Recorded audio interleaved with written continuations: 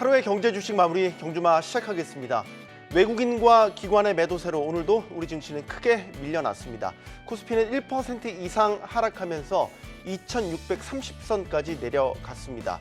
미국 연준 인사들에 잇따른 매파적 발언에 금리 인하의 불확실성이 퍼지면서 투심을 짓누르는 양상인데 차분하고 냉정하게 오늘 시장의 흐름을 분석해 보도록 하겠습니다. 안녕하십니까?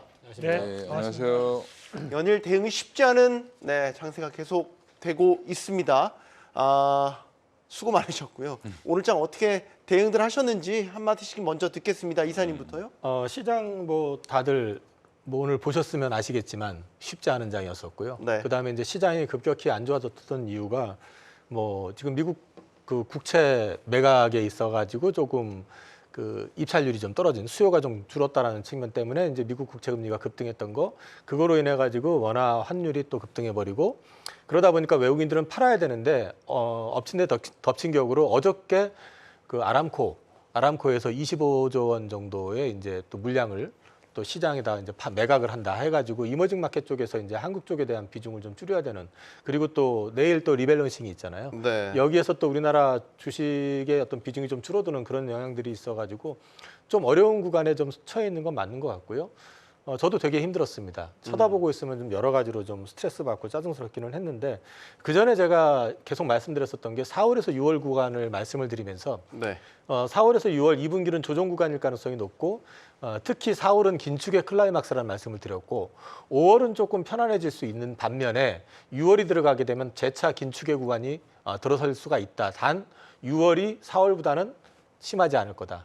그래서 이제 긴축의 클라이막스는 지났지만 어쨌든 한 번 더 긴축 구간으로 들어설 수 있는 어떤 구간이다라는 쪽에서 같이 좀 이슈들이 맞물린 것 같고, 또 여기에 또 이제 금리 인하 가능성이 좀 이제 제한되는 듯한 지표라든지 이런 것들이 같이 발표가 되면서 힘든 구간을 지나고 있다고 보고 있습니다. 하지만 여기서 그렇다고 해가지고 시장이 무너지거나 그럴 정도까지 빠질 분위기는 아닌 것 같고요. 네. 재차 6월 달 들어서기 시작하면서 어느 정도 좀 바닥 다지는 국면이 좀 나오지 않을까 기대하고 있습니다. 네. 자, 이제 5월 막바지고 6월로 넘어가는 시점인데 금리 인하 기대감이 참 살아나는 듯 하다가 다시 또 이런 매파적인 발언들이 나오면 또 훅 꺼지고 이런 것들이 반복되는 양상이다 보니까 어느 장단에 춤을 맞춰야 될지 아직은 참 우리 개인들 입장에서도 쉽지 않은 그런 장세인 것 같습니다. 사실 1월 달부터 꾸준하게 얘기 나왔던 것이 금리 인하에 대한 이슈였는데, 지금 이제 9월 달에는 하겠지 그런 생각들도 47%까지 또 하락을 하면서 9월 달도 어려운 거 아닌가라는 생각이 또 들 정도로 시장 자체는 다시 한 번 더 금리에 대한 부분에 상당히 민감하게 좀 작용을 하는 것 같습니다. 그러면서 매달마다 이슈가 되는 것이 바로 CPI와 또 이제 PCE 지수에 대한 부분에서 또 주목도가 높아질 수밖에 없는 그런 형국을 만들고 있다라고 봐야 될 것 같습니다. 그만큼 지금 10월 달부터 꾸준하게 증시는 이제 상승을 하면서 그 상승에 대한 원동력이 바로 이 외국인들한테서 수급적인 부분으로 유입되면서 올라오는 시장이었지만, 최근 들어 전일도 그렇고 오늘 외국인들에 대한 상당한 매도세가 나타났었거든요. 그러면서 국내 증시 같은 경우에도 상승에 대한 모멘텀이 상당히 부족한 양상들이 좀 벌어지고 있는 것도 하나의 또 악재로 좀 작용하는 것 같습니다. 다만 여기서 그래도 좀 더 긍정적으로 말씀드릴 수 있는 것은 현재 시장의 주도주 모멘텀은 여전히 살아있다라는 부분이죠. 그럼 결국 미국 증시에서에 대한 주도주 모멘텀은 엔비디아를 비롯한 AI 기술주라고 봐야 되는 부분이고, 물론 엔비디아 같은 경우 여전히 상승 추세를 그리고 있는 상황이기 때문에 국내에서 이런 반도체라는 전기전자 업종에 대한 매수세도 다시 한 번 더 유입될 수 있는 계기가 될 수 있다는 말씀을 좀 더 드리겠고, 이런 대규모에 대한 매도는 또다시 한 번 더 대규모의 매수를 또 불러올 수 있는 형국이라 봅니다. 이런 리밸런싱이 끝나고 난다면 다시 한 번 더 시장에 대한 포트에 대한 재편 과정이 이루어질 수 있는 그런 가능성도 열어놓고 좀 봐야 되는 상황이 아닌가라는 말씀을 드리면서, 증시가 지금 현재 하락 추세는 아니거든요. 상승 추세 대안에서 조금 꺾여 있는 양상들이고, 현재 큰 그림 안에서 본다면 박스권의 하단 부분까지 내려와 있는 상황이기 때문에 쉽게 포기하지 마시고 오히려 지금은 힘드시더라도 저하고 함께 좀 버텨보는 전략으로 말씀을 드리고 싶습니다. 네. 자, 버티자라는 메시지를 마지막으로 던져주셨고, 이건희 대표님. 예. 그러니까 5월 9일부터 코스피 차트를 한번 보시면 네. 양봉을 그린 날이 한 2, 3일밖에 안 됩니다. 그게 무슨 말이냐면 지수는 올라간 것 같지만 항상 시작보다 끝이 안 좋았거든요. 그 얘기는 이제 고점을 뚫지 않겠다라는 아주 강력한 의지를 외국인들이 보여줬다. 5월 들어와서. 그리고 지금 이틀 동안 한 1조 뭐 2조 가까이 되는 돈을 팔았는데 2조를 넘는 돈을 팔았죠. 뭐 지금 선물로 보면 2조 5천억 가까이 되는 돈을 팔았는데 이거를 보면 단기적으로 이제 뭐 팔 만큼 팔지 않았나?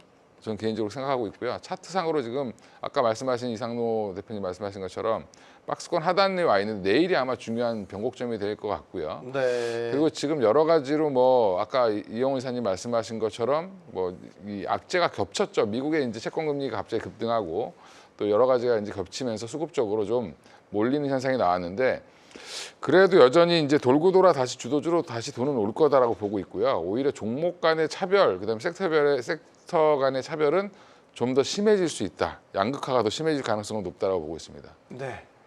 자, 오늘장 전반적인 분석을 해봤고요. 오늘장에서 두드러졌던 이슈들, 특징들 한번 짚어보도록 하겠습니다. 아마 이 소식이 가장 먼저 첫 선에 꼽혀야 되지 않을까 싶어요.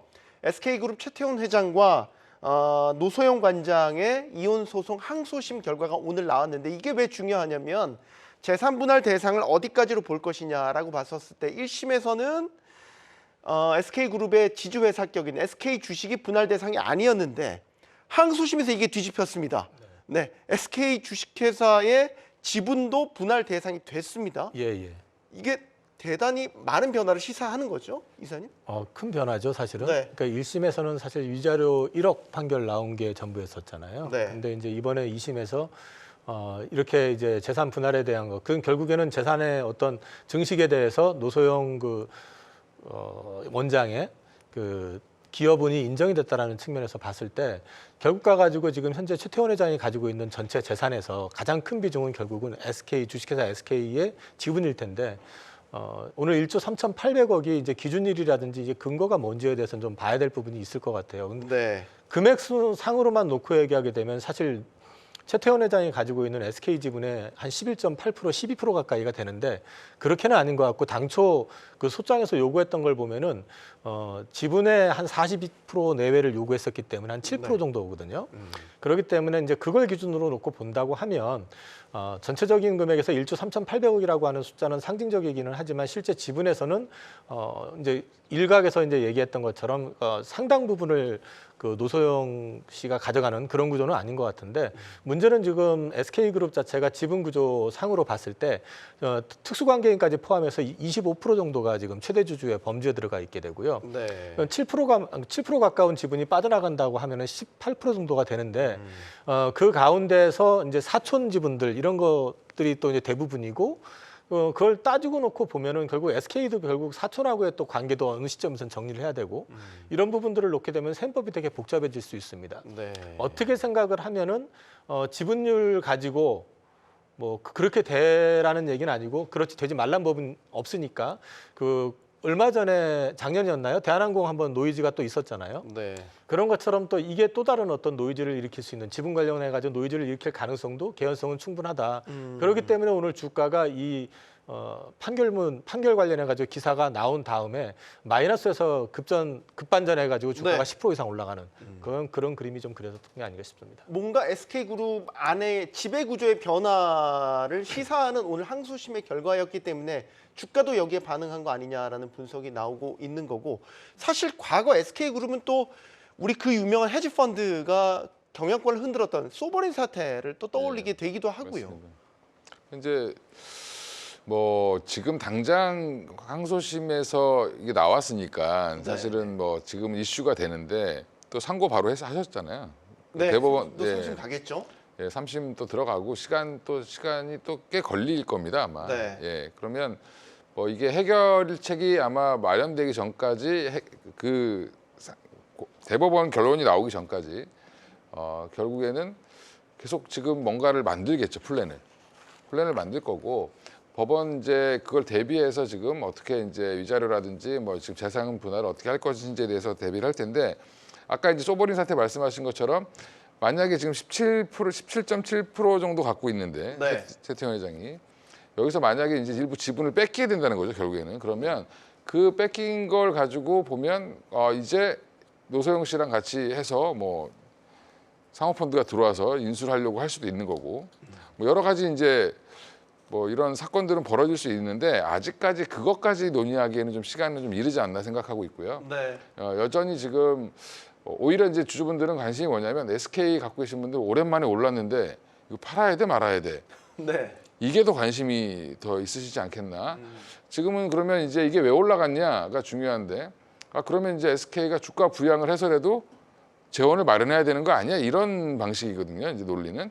그러면 이제 앞으로 갖고 계신 분들은 조금 더 뭐 아니면 뭐 누가 들어와서 장난을 친다라고 하더라도 결국엔 지분을 지켜야 되기 때문에 주가는 올라가지 않겠냐라는 그런 해석이 된 겁니다. 그러면 지금 이제 뭐 갖고 계신 분들은 조금 더 기다려 보셔도 저는 괜찮지 않겠나 생각하고 있습니다. 네. 오늘 어쨌든 관련주가 움직였으니까 이상민 대표님. 네. 여기에 대한 해석이 일단은 우리 이관희 대표님은 어쨌든 향후에 주가가 오를 것에 대한 기대감을 어쨌든 반영을 했다라고 보시는 것 같고 어떻게 보셨습니까? 뭐 곧장 내일 시장에서 이슈가 되지는 않더라도 꾸준하게 이슈화는 좀 될 거라고 봅니다. 그래서 SK에 대한 오늘에 대한 반등은 바닥을 좀 형성하는 그런 반등이라고 좀 보고 있고요. 개인적으로 그 사담을 잠깐 말씀드리면 네. 제가 예전에 그 직원분들하고 같이 SK 디스커버리하고 SK 케미칼 관련해서 좀 알아볼 게 있어가지고 전화를 한번 했던 적이 있었거든요. 네. 근데 그때도 보면 SK그룹에 대한 회장 얘기를 할 때 사실 최창원 그 우리가 지배구조상으로 보면 SK 디스커버리에는 최태원 회장에 대한 주식 지분은 없습니다.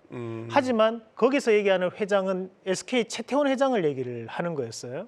지금 현재 최창원 부회장이라고 표현을 하더라고요. 동생이죠? 제가 이 말을 사촌 동생입니다. 네. 제가 이 말을 하는 이유가 뭐냐면 SK그룹 같은 경우에는 이제 사촌 경영진들끼리 여기에서 이제 가장 우월한 사람을 회장으로 뽑는 그런 경향을 지금까지 보여왔습니다. 최태원 아버지 때도 그랬고.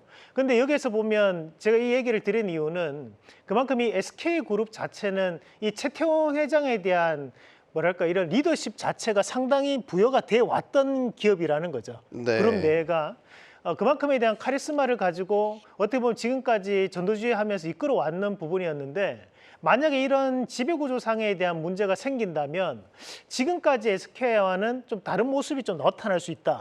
그런 것들이 시장에 대한 여파가 좀 더 이루어질 수 있다는 부분입니다. 이번 법원 판결이 결국에는 노소영 씨에 대한 손을 들어주면서 이 SK에 대한 공로를 노소영에게도 일부 어느 정도는 효력을 발휘하는 부분들이었잖아요. 그러면 지금까지 이 SK에 대한 최태원 회장에 대한 이런 리더십 자체가 앞으로는 어느 정도 균열이 이루어질 수 있는 그런 상황들이 나올 수 있지 않을까라는 부분으로 저는 좀 더 광범위하게 한번 생각을 한번 해봤습니다. 네. 자, 오늘 또 다른 이슈 살펴봐야 되는 게 엔터테인먼트 업계의 뜨거운 감자죠. 하이브와 어도어의 어떤 그 갈등 관련해서 오늘 이 어도어 민희진 대표에 대한 그 임시 주총에서의 해임 이 안건에 대해서 의결을 하지 말라라는 법원의 판단이 나왔습니다. 일단 민희진 대표가 이렇게 되면 대표직을 계속해서 유지를 할 수 있게 되는 거죠. 이것도 또 어떻게 펼쳐질지 양상이 궁금한데요.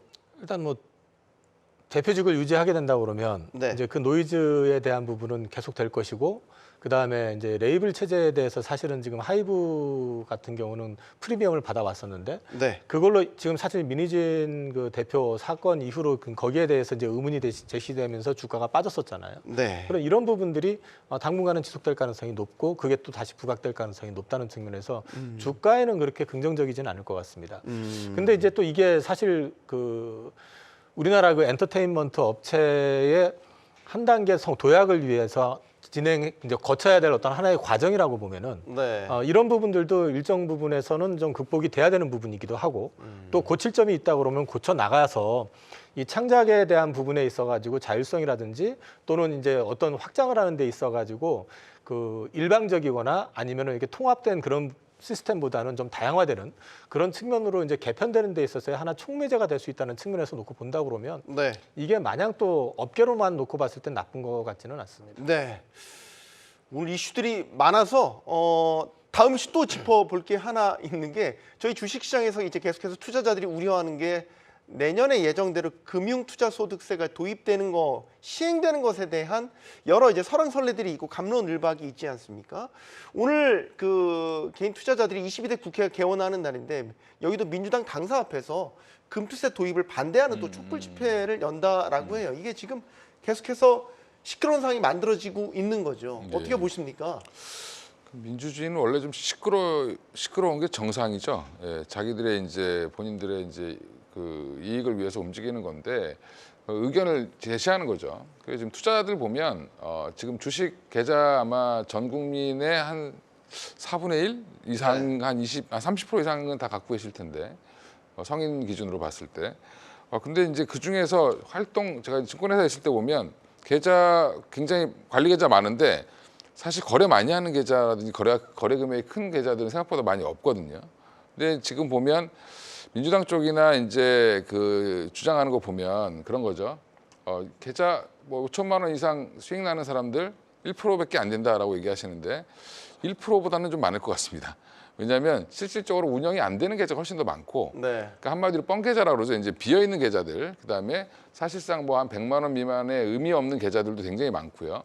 그런 계좌들은 사실은 여기에 포함되어 있기 때문에 그렇게 보이는데 전체 이제 증권 계좌를 운영하시는 분들의 분모를 이제 줄여버리면 사실 생각보다 인원은 많아질 수 있다, 퍼센테이지 높아질 수 있다라는 부분.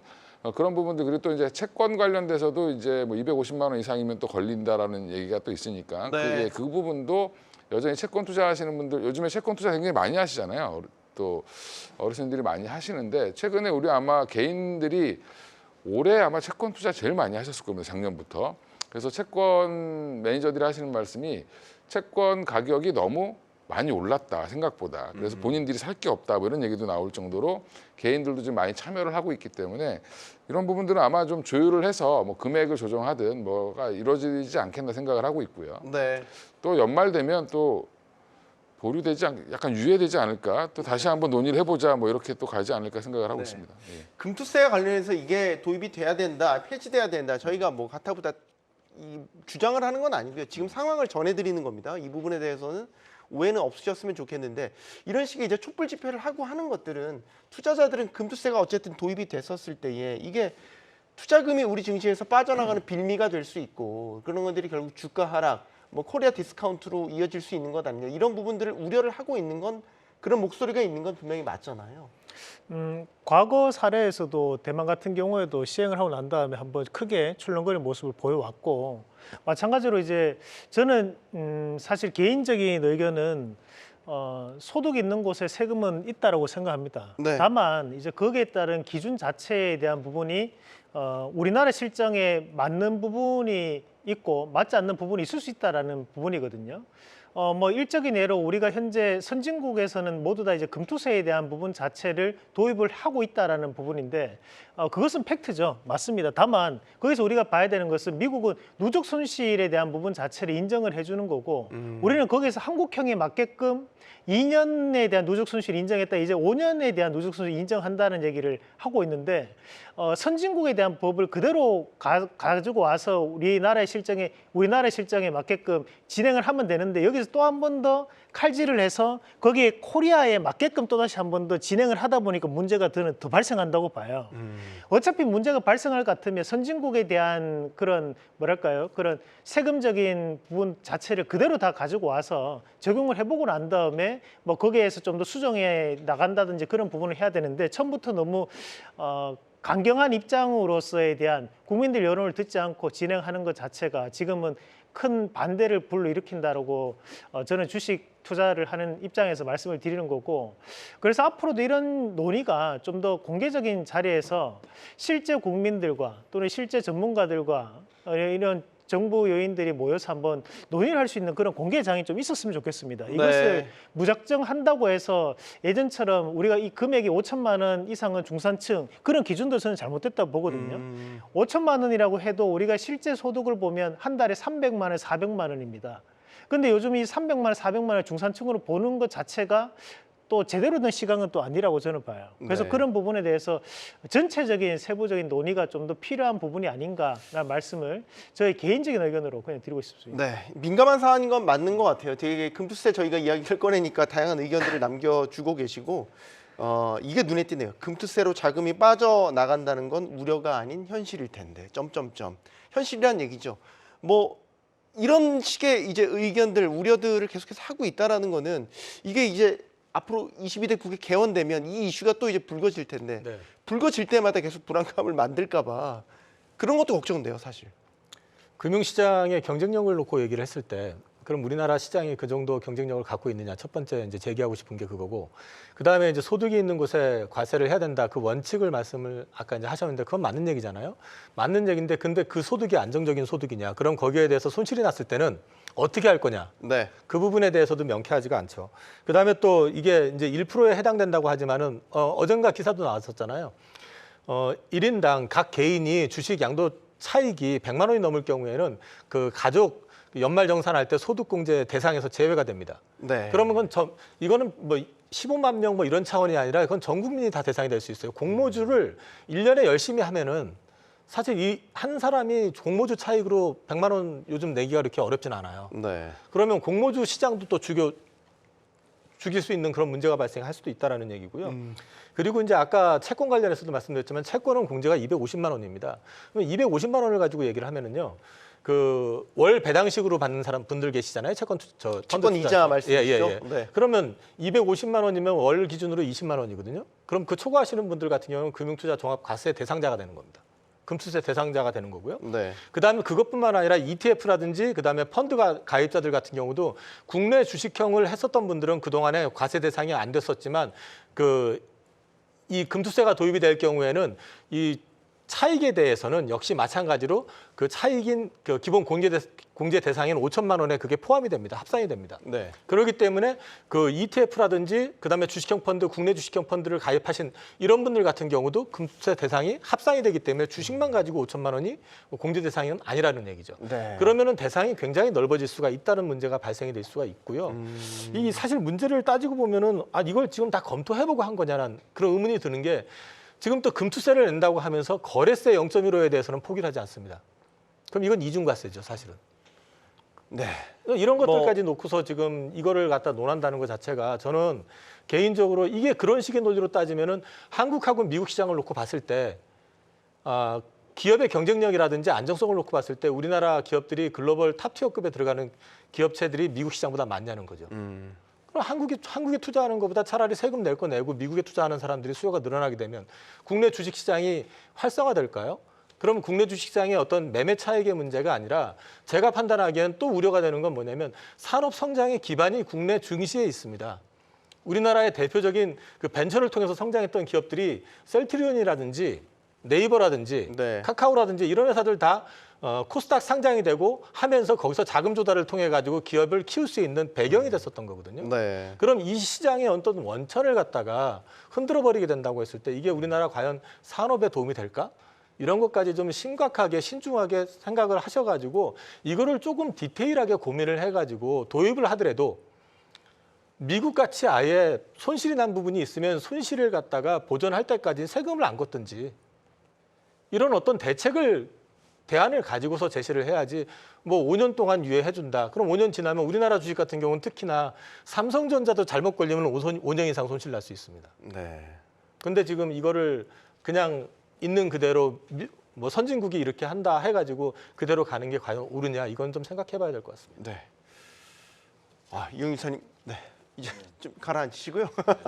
저희가 이제 계속 짚어볼 게 또 안 좋은 이슈를 또 짚어봐야 되는데 지금 외국인이 어쨌든 수급상에 계속 빠져나가고 있는 흐름을 나타내고 있으니까 우리 주력이라고 해서 반도체도 그렇고 2차 전지도 그렇고 바이오도 힘을 내지 못하고 계속해서 지금 밀려나고 있잖아요.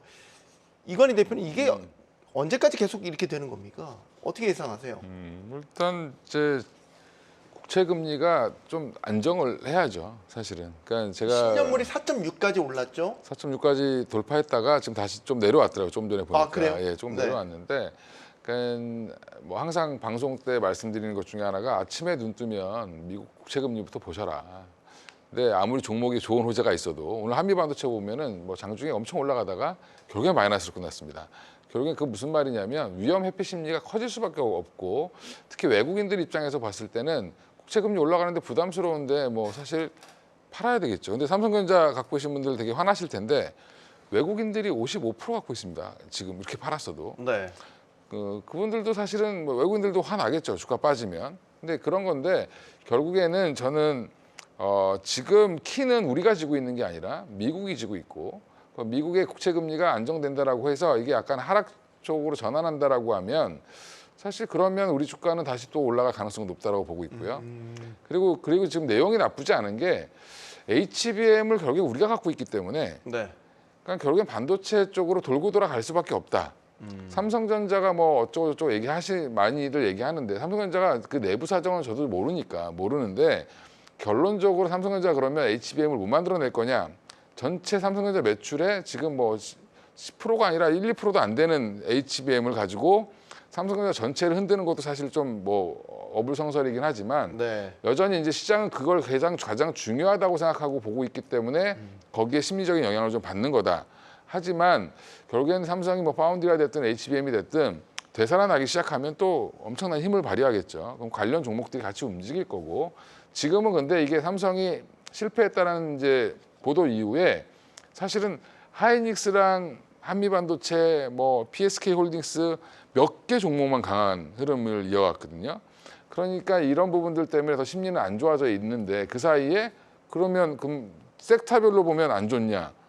뭐 화장품도 좋고 뭐 방산도 좋고 지금 좋은 섹터들이 굉장히 많습니다. 그러니까 저는 뭐 지금 외국인들이 일시적으로 빠져나가는 거는 지수 플레이 때문에 빠져나간다라고 생각하시면 될 것 같고요. 네.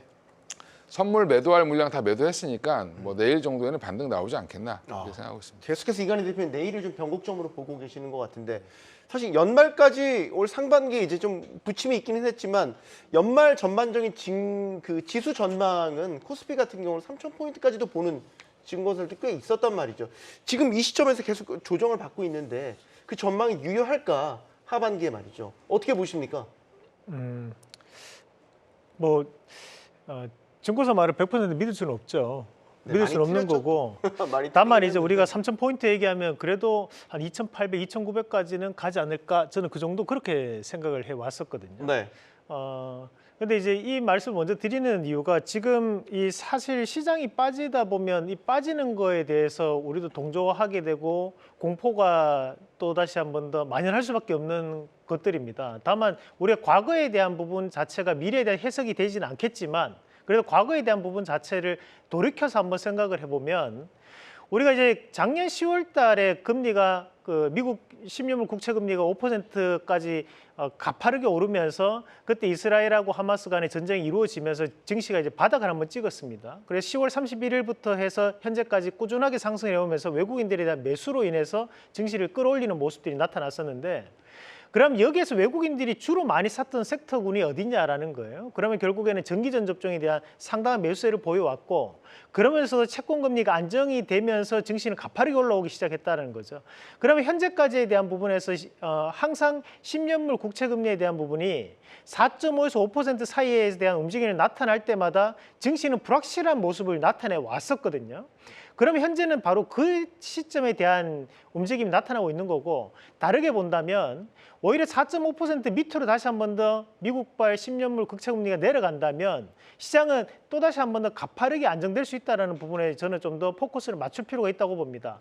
앞서서 말씀드렸다시피 증시가 빠지는 증시가 아니라 지금은 상승 추세대 안에서 외국인들이 이끌어왔던 주포가 있는 시장이라는 부분이고 현재 결국 주도주에 대한 움직임을 보였던 것이 반도체인 것을 감안해서 봤을 때 반도체 섹터가 그렇게 쉽게 죽지는 않는다. 네. 결국 미국 증시에서 주도주로 보였던 것이 엔비디아였던 부분인 만큼 엔비디아는 반드시 HBM이 있어야지만 GPU가 100%에 대한 실력 발휘를 할 수 있습니다. 그런 것들을 감안해서 보면 현재 저는 국내 반도체가 그렇게 호락호락하게 무너지지는 않을 것이라는 말씀을 좀 드리고 싶어요. 네. 마찬가지로 이제 삼성전자에 대한 부분에서도 우리가 뭐 빠질 때 보면 계속적으로 빠질 것 같이 보이는 것뿐이지 삼성전자에 대한 저력을 무시할 수는 없다고 봅니다. 그만큼 현재 HBM에서는 뒤처지는 모습이 나타나고 있지만 7월 달에 있을 스마트폰에 대한 공개라든지 그런 것들에 대한 감안을 해서 봤을 때 충분히 지금 다시 한 번 더 반등에 대한 가능성을 열어놓고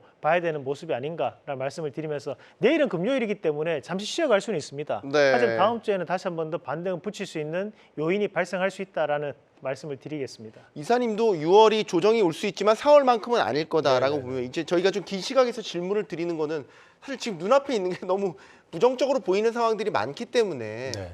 방향성을 우리 투자자들께서 혹시 잃으실까 봐 방향성에 대한 질문을 지금 드리고 싶거든요. 예, 예. 그 연말 코스피에 대한 전망을 이사님께도 드린다면 상저하고를 좀 보고 계시는 건지. 저는 이제 계속 말씀드렸었던 게 2분기는 조정을 받더라도 3분기는 올해 가장 좋을 가능성이 높다라고 계속 말씀을 드려봤고요. 네. 그 배경 중에 이제 하나가 유동성이 이제 다시 풀리는 시점이 3분기가 될 것 같고, 그다음에 또 한 가지는 이제 지금 다시 또 이제 금리 인하 가능성이 굉장히 줄어들긴 했지만, 네. 저는 여전히 금리 인하 가능성이 7월 말에는 있을 가능성이 있다라고 저는 보고 있습니다. 네. 그것은 이제 지금 나오는 지표들도 뭐 왔다 갔다 하고 있긴 하지만 실제 내용을 보면은 그 전부터 말씀드렸던 내용이 뭐냐면 FOMC에서 가장 강조했었던 말이 고용하고 물가였었거든요. 근데 사실 그 고용에 대한 부분이 실제로 이제 침체되는 어떤 그림, 꺾이는 그림들이 보이고 있다는 거고요.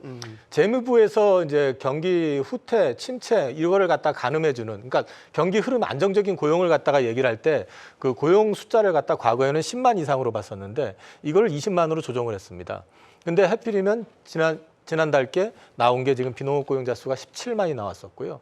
이렇게 지금 조정을 했었던 이유 중에 하나가 뭐냐면은 이민자 수 증가, 그로 인한 일자리 이제 그런 수요들 때문에 그렇게 이제 바꿨고 그게 지금 적용이 되고 있는 상황이거든요. 네. 그러면 거기에 덧붙여가지고 고용 비용이라든지 이런 부분들, 그다음에 이제 고용 배율 지수 이런 것들이 전체적으로 조금 눌리는 부분이 있고 또 한 가지 말씀드렸었던 게 뭐냐면 작년 3, 4분기 때부터 실제로 분기별 고용 센서스를 조사해 보면은 작년 3, 4분기 때는 원래 월별로 발표한 거는 59만 개의 일자리가 더 늘어난 걸로 나와 있었지만 실제 내용은 18만 개 정도가 준 걸로 나왔다고 그때 말씀을 드린 바 있습니다. 네. 고용 관련된 부분들이 조금 줄어드는 어떤 그림이 있고, 그다음에 이제 한 가지 더 말씀드릴 수 있는 건 베이지북 이번에 나왔잖아요. 네.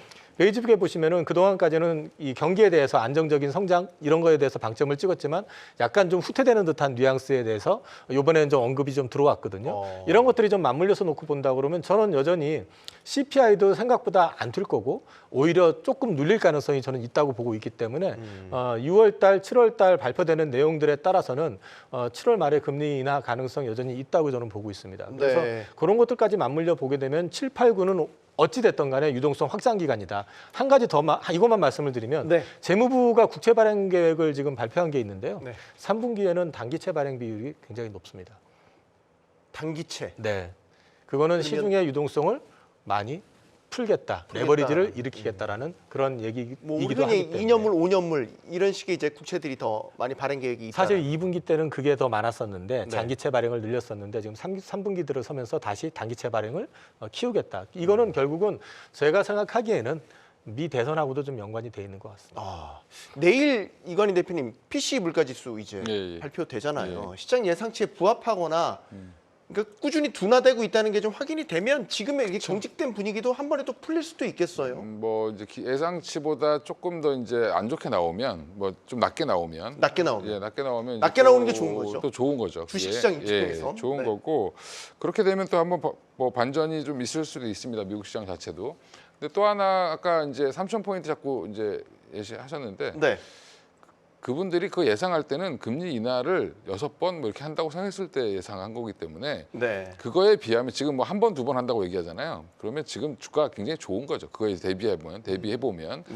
그러니까 이제 항상 전제 조건이 뭐냐, 미래를 맞추는 건 사실 어려운데 계속 상황이 바뀌는 거고 하니까 뭐 이 너무 숫자에 예민하지 마시고 본인이 갖고 계시는 어떤 걸 사야지 조금 더 어떤 걸 갖고 있어야지 조금 더 안정적으로 수익을 낼 수 있느냐를 고민하는 게 지금은 더 중요한 시점이다라고 보고 있습니다. 네. 저희가 지금 뭐 변동성이 큰 장세에서 어떻게 보면 시류에 흔들리지 않고 좀 계속해서 들고 갈 수 있는 투자의 방향을 열어놓고 갈 수 있는 섹터가 뭐가 있을까 이런 고민들을 저희들끼리 좀 해봤거든요.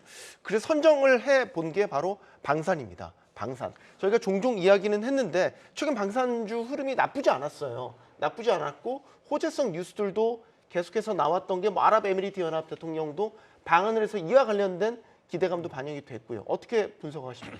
우선 현재 중동에 대한 불확실성이라든지 또는 이제 유럽에 대한 불확실성이 여전히 나타나고 있는 과정이라고 봐야 되기 때문에 그에 따른 부분 자체에서 뭐 한간에는 전 세계 포탄이 모자란다는 얘기가 있을 정도로 대한민국에 대한 기술적인 부분 자체 부각되고 있는 것이 현실입니다. 거기에 최근에는 또 우주항공 관련된 이슈까지도 같이 중복적으로 겹치면서 네. 종목군들에 대한 움직임이 나타난 것으로 판단하는데 거기에 우리가 이 1분기 실적이 끝나고 난 다음에 실제로 실적에 대한 개선세가 나왔던 쪽이 잘 없거든요. 그만큼 이제 생각보다는 기대치에 못 미쳤던 섹터군들이 많았다는 거죠. 사실 반도체 장비주들도 우리가 HBM 관련해 상당 기대를 했지만 실적이 좋지는 않았어요. 네. 그리고 이제 반도체 소재들도 마찬가지였지만 다만 지금 현재 이 방산주들 같은 경우에 실적에 대한 부분 자체가 어느 정도 회복되는 모습들이 나타났던 것이 증시에 대한 상승으로 이끌 수 있는 모멘텀이 되었다고 저는 보는 입장이고 주식시장이 아무리 보수적으로 보더라도 실적이 좋은 종목에 대해서는 수급은 들어갈 수밖에 없습니다. 그것이 네. 바로 수급에 대한 원리, 바로 또 기간에 대한 매수에 대한 부분들이기 때문에 저는 앞으로도 이런 방산주에 대한 움직임은 좀 더 이어갈 수 있다는 부분으로 봐야 될 것 같습니다. 네. 일단 눈에 보이는 호재성 뉴스들이 꽤 많이 나와요. 뭐 지금 보면 LIG 넥슨 같은 경우는 청궁2 미사일 수출 가능성, HD 현대중공업 같은 경우는 뭐 이지스 구축함 중남미 진출 이런 뉴스들이 그냥 눈에 잡히는 뉴스들이 계속해서 네, 나오고 있거든요. 뭔가 물꼬가 트인 것 같고 물이 들어오고 있는 것 같고 이런 느낌을 갖게 되는 게 요즘 방산 섹터의 모습 아닙니까? 사실 지금 그런 흐름이 약간 좀 슬로우해진 상태예요, 사실은요. 지금이 이제 회기상으로 봤을 때 유럽 같은 경우는 우리나라처럼 1월 1일부터 이제 새로운 회기가 시작되는 게 아니기 때문에 네. 저 유럽향으로 나가는 무기 같은 경우는 이제 가을부터 다시 이제 본격화될 가능성이 높고 네. 실제로 폴란드 그 뭐 전차 2차 계약이라든지 이런 거는 연말 계약하겠다고 폴란드 국방 차관이 지금 발표한 내용도 좀 있고요. 그리고 이제 그 중동 쪽으로 방금 말씀하셨던 LIG 넥스원 쪽 이제 방어무기 체계 같은 경우는 이게 계약이 돼도 우리가 잘 모를 수 있습니다. 이게 일부러 공개를 안 한다. 공개를 안 합니다. 무기 관련된 수출이니까. 그래서 네. 이거는 저기 방어무기이기 때문에 공개를 안 하기 때문에 어디에 어떻게 나갔다라는 게 공개가 안 되고 금액도 공개가 안 되는 경우들이 많습니다. 나중에 알게 됩니다. 그렇기 때문에 이제 이게 사실 모멘텀을 타기에는 우리가 지금 기대하고 있는 부분들 지금 뭐 오늘 이번에 저기 아랍에미리트에서 이제 오셔가지고 뭐 LIG 넥슨 뭐 그 소위 말해서 이제 협의가 시작이 됐다 이런 얘기들 나오는 것들이 네. 바로 이게 결정이 되는 것보다는 좀 시차가 좀 있을 것 같다. 근데 다만 한 가지 보셔야 되는 거는 1분기도 이제 어닝이 아주 나쁘진 않았지만 네. 2분기부터 어닝이 본격적으로 좋아지는 건 맞고요. 하나에어로스페이스 같은 경우는 어닝이 1분기가 쇼크가 났었는데 네. 그게 2분기로 2월이 되면서 나오는 거기 때문에 2분기부터는 오히려 실적은 더 좋아지는 그림이 나올 가능성이 높고 그다음에 이제 앞서 말씀하셨던 페루 구축함이라든지 이런 것들이 페루만 있는 게 아니고 우리나라 지금 사실 그 방산 쪽으로 말씀을 좀 드리면은 중동 쪽으로 해가지고 지금 사우디 같은 경우도 사우디가 잠수함 구축 관련된 것을 지금 준비하고 있는 것도 있고요. 네. 거기에 더해가지고 거기는 전차 교체 노후화된 전차 교체 사업도 있고 K9 관련된 것도 있고요. 중동은 그런 것들이 다 맞물려 있고 동유럽 같은 경우는 지금 러시아 우크라이나 전쟁이 종전이 지금 되질 않는 상황이잖아요. 그럼 최근에 물론 그렇게 할 거라고 가능성이 높아 보이지는 않지만 프랑스 파병 얘기도 좀 나오고 있는 상황이고 네. 긴장 강도가 계속해서 유지가 되고 있는 상황에서 동유럽권의 어떤 재무장 관련된 이슈들 그다음에 페루가 지금 이번에 그 군함을 그 현대중공업과 관련해 가지고 이슈가 나왔는데 이건 동남아에서도 마찬가지로 지금 진행이 되고 있습니다. 필리핀 쪽에서도 지금 진행이 되고 있는 것들이 있고 한데 가장 중요한 건 가성비라는 측면에서도 그렇지만은 실제 기술적인 측면에서 봤을 때 우리나라 국내 제품들이 결코 이 방산 선진국이라고 하는 국가들 제품에 비해서 안 떨어진다는 거죠. 최근에 이제 K 전차와 관련된 거라든지 네. 잠수함 관련된 거 이런 것들 내용을 한번 살펴보시면은 우리나라 제품이 사실은 글로벌 탑티어급에 들어가는 회사들입니다. 그렇기 때문에 이런 부분들과 관련된 것들은 올 하반기에 수주 모멘텀이 계속 이어질 가능성이 높다. 그렇기 때문에 오히려 조용하고 잠잠할 때 이런 쪽은 비중을 좀 키워가시는 게 어떨까 싶습니다. 네, 비중 확대 의견을 주셨고요. 이건희 대표님도 방산주 좀 여쭙겠습니다. 네. 일단 뭐 방산주가 배경은 그거죠. 이제 전 세계적으로 분쟁이 좀 많아지고 있고 네. 그다음에 지금 뭐 무역은 보호주의로 보호무역주의로 가고 있지만 또 신냉전 뭐 이렇게 얘기도 나올 정도로 지금 대립이 좀 격해지고 있는 거죠. 러시아가 이제 우크라이나 침공하면서 더 심해졌는데 그게 오히려 이제 우리한테는 기회가 됐는데 전 세계에서 우리나라처럼 장비를 계속 테스트하고 쓴 나라가 많이 없습니다. 없다 보니까 워낙 또 이제 성능도 많이 개선되고 좋아졌고요. 또 되게 재밌는 아이러니한 거는 우리나라 전차 K2 전차라든지 이런 것들이 굉장히 성능이 좋잖아요. 네. 그게 사실 그 원천 기술은 러시아에서 온 겁니다. 확인된 예, 확인된 겁니다. 예, 제가 장교 출신이라 다 확인된 거고요. 네, 예. 예, 이게 왜 그러냐면 예전에 우리 기억해 보시면 그 예전에 소련일 때 그 꺼줬다가 돈을 차관을 해줬는데 네. 소련이 붕괴되면서 돈을 못 갚는 상황이 벌어졌는데 대신 그때 기술을 받았다. 대신 그때 뭘 받았냐면 여러 이제 원자재랑 그다음에 탱크를 받아서 부대를 하나 만들었습니다. 그거를 분해 조립하면서 이제 지금 K2 전차의 그 어떻게 보면 기술을 습득했는데 그걸 오히려 지금 폴란드에 팔고 있죠. 우리가 예, 러시아에 대항할 수 있게. 근데 뭐 그건 아이러니한 얘기고. 근데 이제 지금 현재 우리나라 방산이 좋은 건 가성비도 좋지만 사실은 사용을 해서 검증이 많이 됐다는 거죠. 그리고 또 지금 전 세계적으로 우리는 징병제에서 모병제를 가야 되지 않냐라고 얘기를 하지만 사실은 지금 모병제를 하는 국가들이 모병이 안 됩니다. 그래서 징병제로 다시 돌아가려고 하고 있거든요. 예, 네. 그 정도로 지금 이제 뭐 분쟁은 많아지고 군을 지금 축소하던 평화의 시기에서 지금 다시 약간 좀 군대를 늘려가는 시기로 바뀌고 있다라는 부분에서는 그러면 하다못해 총이라도 하나 더 사야 되고 그다음에 사람이 많이 없다 보면 장비로 채워야 되죠. 우리나라도 마찬가지로 좀 그런 상황인데 그러다 보면 당연히 검증된 이런 장비들이 있는 우리나라 물건들이 굉장히 지금 각광을 받을 수밖에 없고요. 미국에도 우리가 장갑차를 수출할 수 있다 뭐 이런 얘기들이 나오고 있습니다. 최근에 네. 미국에서 그 단가가 안 맞아서 못 만드는 겁니다.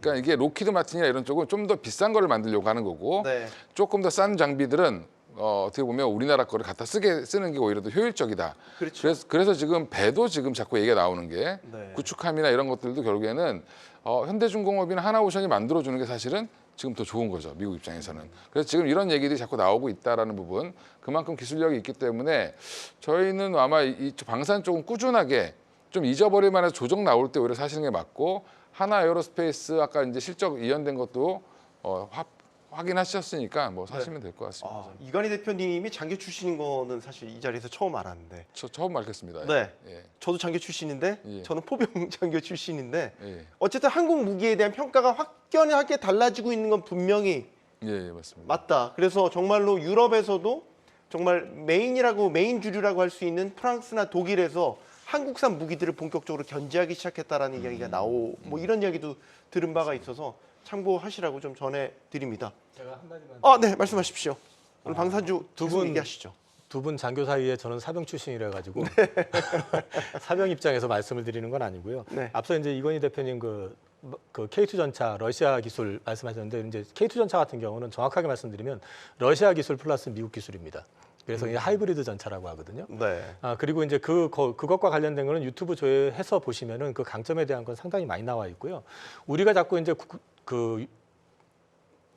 보통 이제 또 이렇게 자꾸 요즘 항상 방산, 엔터 뭐 이런 거 K 엔터 뭐 이런 얘기 하니까 국뽕에 취해서 이런다는 얘기 가끔 하시는 분들 계시는데 사실 근데 우리가 지금 다루고 있는 이 미들웨어 장비들 같은 경우는 방산 시장에서 차지하는 그 금액상으로 봤을 때 비중은 5% 수준입니다. 95%는 사실 우리가 지금 진출을 못하고 있는 시장이에요. 네. 그렇기 때문에 5% 시장 내에서 우리나라 제품이 부각이 됐는데 그 시장 사이즈 자체가 워낙에 크다 보니까 우리가 지금 그 시장에서 확장이 되는 거거든요. 그런 맥락으로 좀 방산을 좀 지켜보시면은 이게 국뽕에 취해가지고 전부 그냥 오버해서 얘기한다 이런 차원에서 접근하실 게 아니라 네. 그 시장에서 우리가 가격적인 경쟁력, 기술적인 경쟁력을 가지고 그 영토를 지금 확장해 나가고 있는 단계이고 이 대표님 말씀하신 것처럼 단가가 맞지 않아가지고 미국이라는 이런 데서 생산 안 하는 제품들이 꽤 많거든요. 그런 부분들을 지금 우리가 채워나가는 그 과정에 있기 때문에 우리한테는 이 시장은 새로 열린 시장이라고 보셔도 괜찮을 것 같습니다. 네. 저희가 분명히 국뽕에 취해서 드린 말씀이 아니라 명확히 시장 투자자 관점에서 코멘트를 드렸다는 점 다시 한번 말씀을 드리고요. 어느덧 저희가 세린메이라고 하는 5월 이 거의 이제 끝났습니다. 5월의 끝자락을 갑니다. 이제 6월 장세를 맞이하게 되고 본격적인 하반기까지 준비를 해야 되는 시점인데 저희가 방산 섹터 짚어봤지만 각자 한 분씩 또 질문 드리고 싶은 건 6월에 좀 저희가 주목해봐야 될 섹터 각각 뭐라고 생각하시는지 이상로 대표님부터 먼저. 뭐 딱 한 개만 말씀드린다면 여러 개 말씀하셔도 됩니다. 아 그래요? 네. 저는 일단은 반도체 같은 경우에 반도체 소재주를 좀 더 주목해서 보자는 말씀도 드리고 싶고 우선은 이제 이 반도체 소재주들 같은 경우에 수요가 증가하면 소재에 대한 매출이 늘어나게 됩니다. 결국 실적이 좋아지게 된다는 건데 HBM에 대한 효과가 나타나고 있는 반도체 소재주들이 있습니다. 그런 소재주들에 대한 재평가가 나타나고 있는 상황들이기 때문에 뭐 일적인 예로 SKC라든지 ENF 테크놀로지 이런 것들이 오늘도 움직임이 대단히 좋았었거든요. 그래서 이런 움직임을 좀 더 눈여겨보시는 전략을 말씀드리겠고 나는 이런 거 주식시장에 대한 트레이딩은 좀 상관없이 조금 길게 들어가고 싶다 하시는 분들은 저는 자동차주를 다시 한 번 더 강조를 해드리고 싶습니다. 최근에 그 시장에 대한 움직임을 본다면 항상 이런 미국발 모멘텀에 의해서 움직임이 나오는 종목군들이 대단히 많습니다.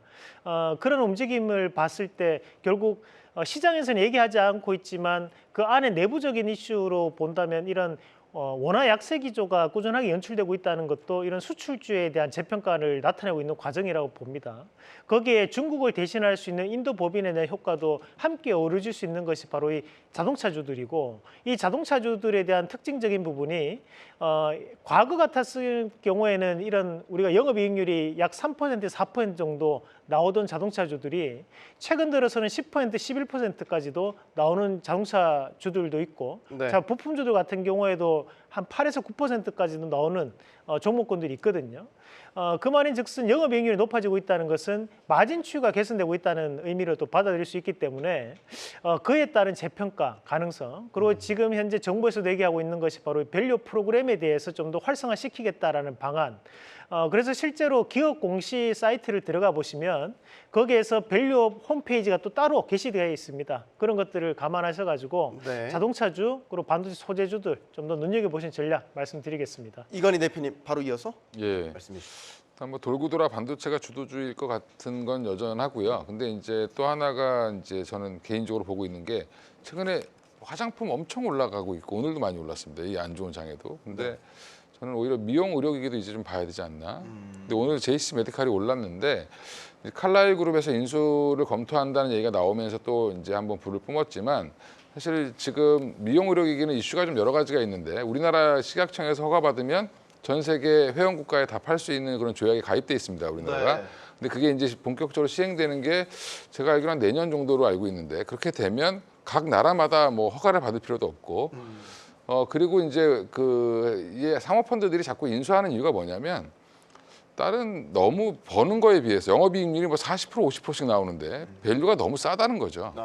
예, 그러면 이게 지금도 여전히 비싸 보이지만 우리가 지금 차트를 보면 비싸 보이지만 계산을 해보면 너무 싸다는 겁니다. 결국엔 그래서 저는 미용 의료기기에 한번 또 다음 달에 주목해 보시면 또 이게 시기가 6월 달 하면 이제 노출의 계절이 이제 본격적으로 시작되는데 좀 뭐 많이 쓰지 않겠습니까 이제 네. 그렇죠. 그런 부분들을 봤을 때 예, 조금 더 미용 의료기기 관련된 종목들 보시면 좋을 것 같고 개인적으로 비올이나 뭐 클래시스나 뭐 예, 이런 거 네. 보시면 될 것 같습니다. 알겠습니다.